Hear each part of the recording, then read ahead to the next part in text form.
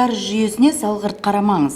Көп қабатты үйлердің тұрғындары жалпы үй ішілік коммуникация жүйелеріне ұқыптылық таныта бермейді. Үй ішіндегі су, кәріз, электр және жылу желілері барлық тұрғындардың ортақ меншігі бола тұра, өкінішке қарай оған мән бергісі келмейтіндер көп. Профилактикалық алдын алу жұмыстарын жүргізу, инфрақұрылымды сақтау қажеттігін тіпті қаперіне алмайтындар бар. Әсіресе канализация жүйесі күрделілік туындағанда ғана көпшіліктің есіне түседі. Кейбір тұрғындар кәріз жүйесін қоқыс тастайтын орын деп ұғады. Мұндай әрекет үлкен проблемаларға әкеп соқтырады.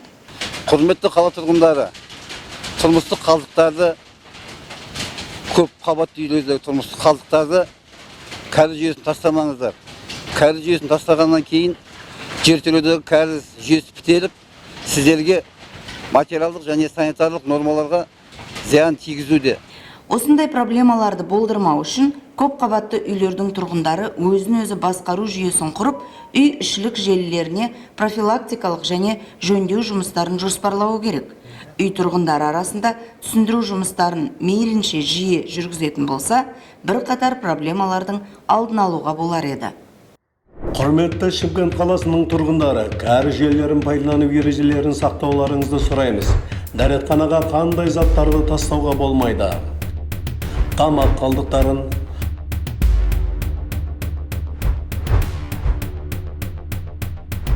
памперстер және басқа да гигиеналық заттарды,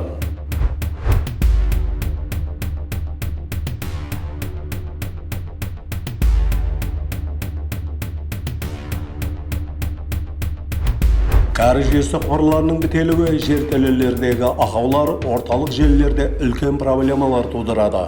Оның үстіне жағымсыз иіс пен кәрізді қалпына келтіруге кететін уақытыңыз.